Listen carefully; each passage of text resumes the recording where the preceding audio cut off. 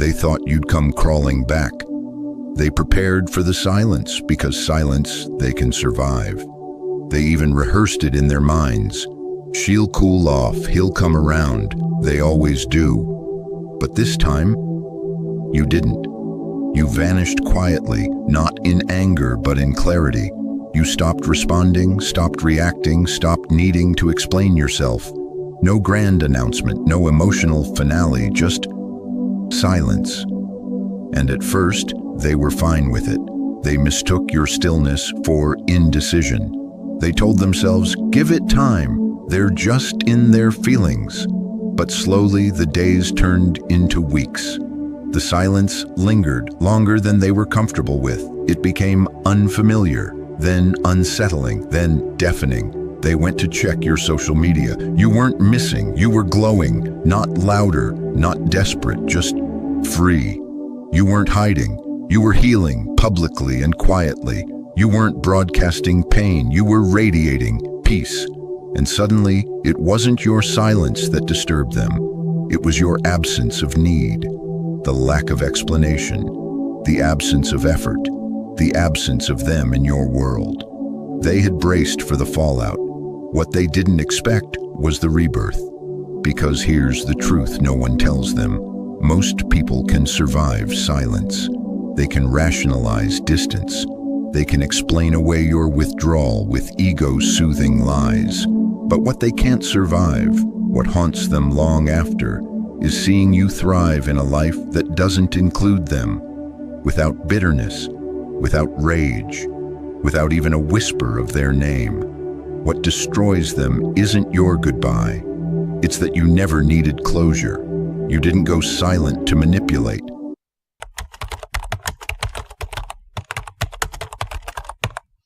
They thought you'd come crawling back. They prepared for the silence, because silence they can survive. They even rehearsed it in their minds. She'll cool off, he'll come around, they always do. But this time, you didn't. You vanished quietly, not in anger but in clarity. You stopped responding, stopped reacting, stopped needing to explain yourself. No grand announcement, no emotional finale, just silence. And at first, they were fine with it. They mistook your stillness for indecision. They told themselves, give it time, they're just in their feelings. But slowly the days turned into weeks. The silence lingered longer than they were comfortable with. It became unfamiliar, then unsettling, then deafening. They went to check your social media. You weren't missing, you were glowing, not louder, not desperate, just free. You weren't hiding, you were healing publicly and quietly. You weren't broadcasting pain, you were radiating peace. And suddenly, it wasn't your silence that disturbed them. It was your absence of need, the lack of explanation, the absence of effort, the absence of them in your world. They had braced for the fallout. What they didn't expect was the rebirth. Because here's the truth no one tells them. Most people can survive silence. They can rationalize distance. They can explain away your withdrawal with ego-soothing lies. But what they can't survive, what haunts them long after, is seeing you thrive in a life that doesn't include them, without bitterness, without rage, without even a whisper of their name. What destroys them isn't your goodbye. It's that you never needed closure. You didn't go silent to manipulate. You didn't pull back hoping they'd chase. You simply outgrew the conversation. And that is the moment everything shifts. Because you didn't return. You didn't re-engage. You didn't even look back. And now they don't know what to do with that. They scroll through your photos, hoping to catch a glimpse of the pain they imagined you'd carry. But you don't look broken, you look grounded, peaceful, detached. That glow, it's not for them, it's not for revenge. It's the radiance of someone who no longer depends on external validation to feel whole. That's what they can't endure, not the silence, but what the silence transformed you into. So while they tried to prepare for your absence, they forgot to prepare for your evolution. Now, every time your name comes up, Every time they see your face, every time someone mentions your story, they're reminded. They didn't just lose someone, they lost access. Not because you slammed the door, but because you outgrew the room entirely. That is what truly shatters them, and that is where your power begins. There's something no one tells you when you start to heal. Your peace will provoke people more than your pain ever did. You thought silence would be enough. You assumed that disappearing quietly, without drama, without closure, would deliver the message. That your absence alone would make them reflect, regret, maybe even change. But instead, they adapted. At least on the surface. They played it cool, posted like nothing happened, laughed a little louder, lived a little louder, not to move on, but to make you look back. They underestimated you because they believed your silence was a phase, an emotional tactic, a cry for attention. They thought you were just buying time before the inevitable return. They were ready to wait it out because silence on its own is survivable. It creates a vacuum, yes, but one that most people can fill with self-delusion. They miss me, they'll be back. They're just confused. They just need space. But here's the problem. For them, you didn't just leave, you changed. You didn't go radio silent to punish them. You did it because you realized something they never expected you to. Your healing doesn't require their participation. Your closure doesn't require their apology. Your peace doesn't depend on their permission. And that's what breaks them. They had a mental script for your silence. Wait, and the cycle will repeat. But when you don't return, when you don't reach out, when you don't try to be understood, you break the cycle they were counting on. Your detachment forces them to face the one thing they never planned for, irrelevance, because what they truly fear isn't losing you. It's losing the version of you who needed them, the version who over-explained, who forgave too quickly, who waited for texts, who bent to stay close, who made their comfort your responsibility. That version is gone now, and in its place is someone still, unbothered, undeniably whole. This is the truth. Most people aren't afraid of being ignored. They're afraid of becoming forgettable. And your silence didn't just quiet the noise. It erased the control. You didn't make them the villain. You just stopped giving them the stage. And now they're left speaking into a silence that no longer echoes back. At first, they didn't notice the shift. Your silence looked like distance. They assumed it was temporary, an emotional pause, a timeout. But then something subtle began to change. It wasn't that you stopped speaking. It was that you stopped waiting to be heard. You began to glow differently. Your energy wasn't louder, it was cleaner. There was no longer a pull toward proving your worth, no lingering attachment to their validation. And that calm, that stillness, it terrified them because they weren't ready for a version of you who no longer reacted, no longer sought closure, no longer centered them in your emotional world. And that's when the unraveling began. Let's break down the psychology behind this shift and why it shatters them more than any confrontation ever could. 1, you become unreadable, and it starves their ego. They used to read you like an open book. Your expressions, your tone, your online presence, they all told a story. Even when you were silent, your silence was charged. It carried emotion, longing, hurt, hope, anger, confusion. They counted on it.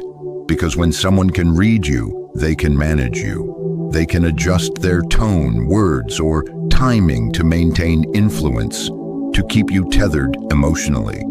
But when you become unreadable, when your presence no longer signals anything specific, they lose their ability to control the emotional tempo. Silence is tolerable when it's temporary, but when it becomes consistent and unyielding, it turns into ambiguity.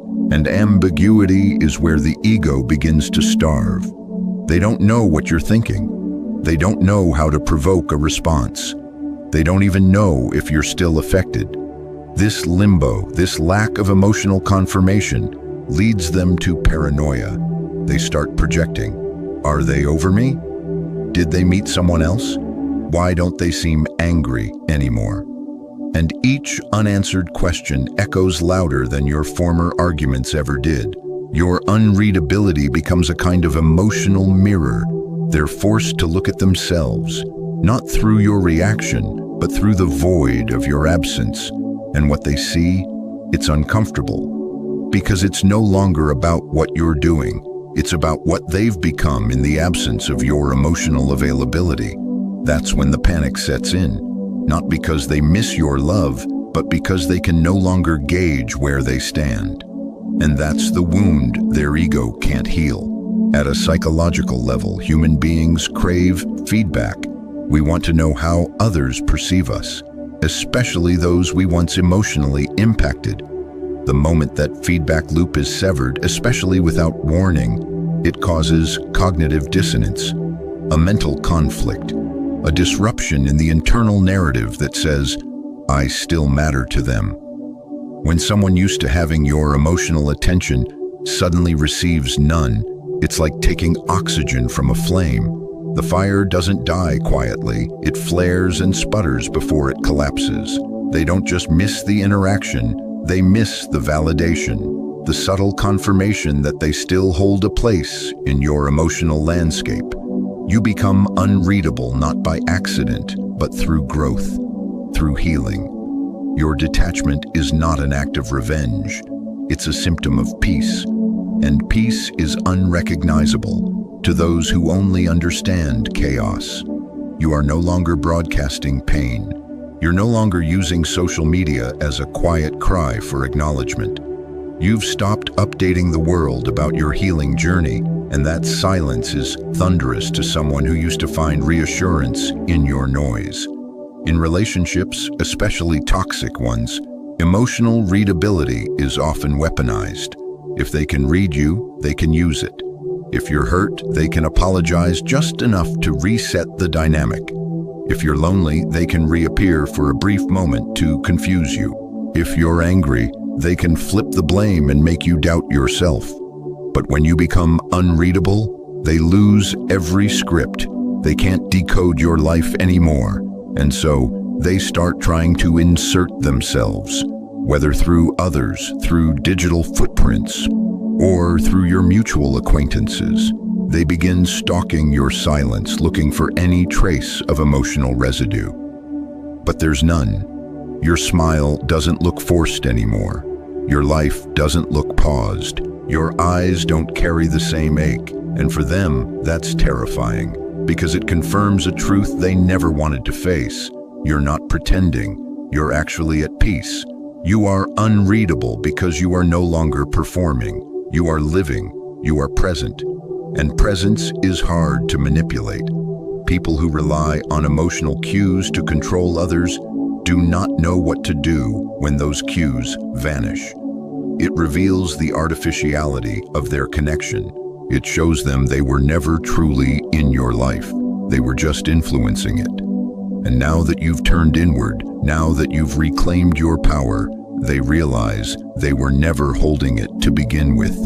You've stopped translating yourself for someone who never learned your language.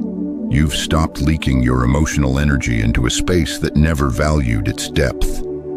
And the final blow? You don't need them to understand anymore. That's what being unreadable really means. You no longer feel obligated to be known by those who misused your openness. You've rewritten the story, and in this version, they don't get a chapter. You've become quiet, distant, and self-contained, not out of bitterness, but out of transformation. They cannot read you anymore, and that unreadability is not a mask. It is your liberation. 2, you no longer play the emotional accountant. You used to be meticulous, emotionally precise. You remembered every detail, not out of obsession, but out of investment. Every moment mattered because every moment told you something about where you stood, about what the relationship meant, about how valued you were. You tracked who called and who didn't, who texted first, who made effort, who forgot, who remembered. It wasn't petty, it was personal. In truth, it was a kind of emotional bookkeeping, quiet, internal spreadsheets of disappointment and hope, balancing emotional debts and credits, trying to keep the relationship solvent. But one day you realized you weren't an equal partner. You were an unpaid auditor, and it drained you. You realized that no matter how diligently you kept the score, the other person wasn't even playing the same game. While you were tracking effort, they were coasting on expectation. While you were building connection, they were managing convenience. That's when you closed the books. No more counting. No more analysis. No more reading into silence. You decided your emotional energy was too valuable to be spent chasing fairness from someone who didn't understand the currency of care. And when that happened, a deep shift took place. You stopped hoping for balance and started creating peace. This change is subtle but profound, because emotional accounting isn't just about other people, it's about us. We think that if we track the damage, we can repair it. If we identify the imbalance, we can correct it. If we just prove the evidence of mistreatment, they'll acknowledge it. But real healing begins the moment we stop seeking acknowledgement from those who were never accountable to begin with. You've become a person who no longer begs for effort, who no longer confuses potential with action, who no longer waits for someone to finally understand your value. And from the outside, this seems sudden, cold even. But for those who understand, it's sacred, because emotional detachment isn't apathy, it's clarity. You didn't stop caring, you just stopped over-caring where it was unwarranted. You no longer give energy to patterns that drained you. You no longer chase consistency from inconsistent people. You no longer try to fix what thrives in brokenness. And for them, those who were used to being held accountable by your pain, this is unsettling, because now they can't predict your moves. They can't rely on your forgiveness. They can't manipulate your fear of abandonment. You're not reactive anymore. You're resolved. And in that resolution, you've dismantled the very game they were playing. What happens when a person no longer begs to be seen? When they simply walk away, not loudly, not cruelly, but permanently? It creates a vacuum, not just of presence, but of accountability. Because when you stop explaining how you feel, they're left with the question, what did I do that made them stop speaking? They may never say it out loud, but they will feel it in moments of silence. In photos you're no longer in messages they no longer receive, in milestones you no longer share, and you're free. You no longer carry the burden of emotional management. You no longer internalize someone else's inconsistency. You are your own sanctuary now, and that is not just healing, it's sovereignty. 3. Your silence becomes punishment they can't escape.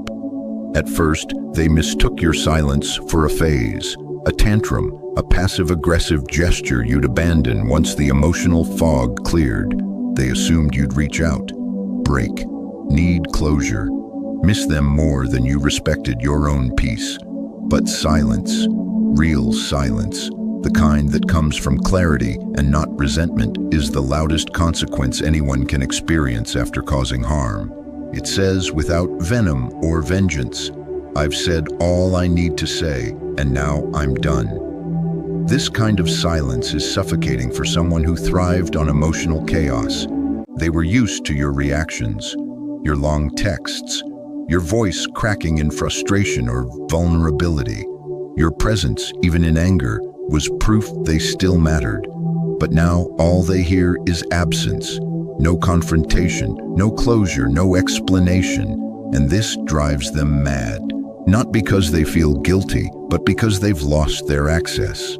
The silence they once begged for in conflict, "Can you just stop talking for a minute?" has become their curse, because in that silence is a truth they can't unhear.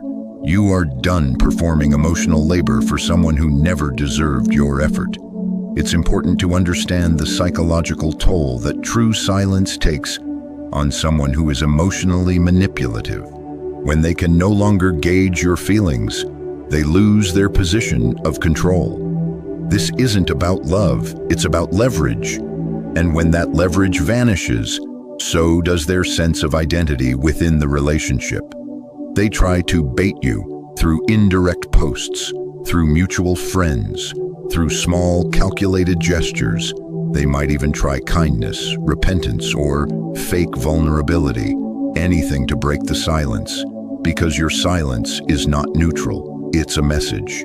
It says you can't provoke me anymore. Your presence no longer impacts my peace.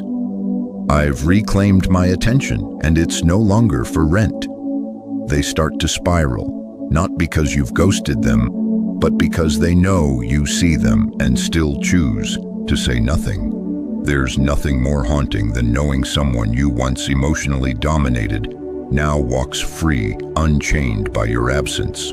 Silence becomes their mirror. They start talking to themselves in the vacuum you left behind. You may not have the last word, but you had the final decision, and that, more than any monologue, is what they remember. 4. You make them question the narrative they told themselves. When people mistreat others, they don't walk away thinking they were the villain. They walk away with a revised script, one where they were misunderstood, pushed away, or reacting to your flaws. They twist the story to preserve their self-image, to avoid accountability, to escape shame.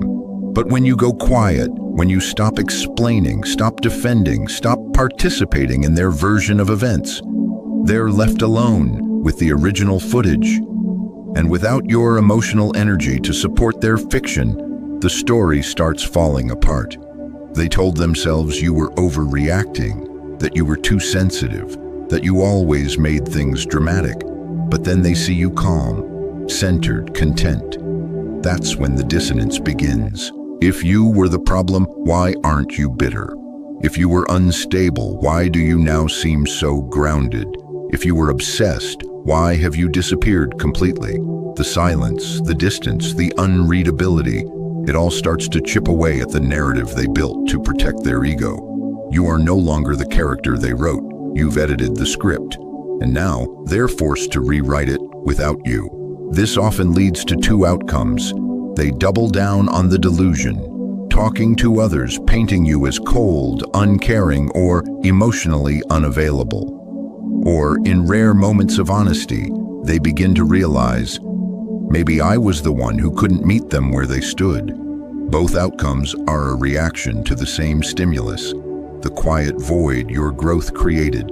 Your absence becomes the evidence they can't deny, not because you tried to teach them a lesson, but because you stopped participating in their denial. Growth exposes what immaturity hides, and nothing exposes immaturity faster than someone who heals without needing revenge. Your evolution becomes the contradiction they can't explain. Your calmness becomes the critique they can't disprove. Your peace becomes the proof of everything they claimed wasn't true. You've become a plot twist in their story, a reminder that maybe, just maybe, they weren't the hero after all. 5. You reclaim your inner world, and they're locked out. There was a time when your mind revolved around them, not just in affection, but in calculation. You thought about how they'd feel, how they'd react, what they'd say, how you could phrase things so they wouldn't misinterpret, how to protect their feelings, even at the expense of your truth. They lived in your inner world, rent-free, loud, entitled. But now, they've been evicted, and in their place, silence, space, clarity. You've begun building a new emotional architecture, one that doesn't rely on their perception, one that doesn't revolve around their validation. You've begun cultivating solitude that doesn't feel lonely because it's filled with self-trust.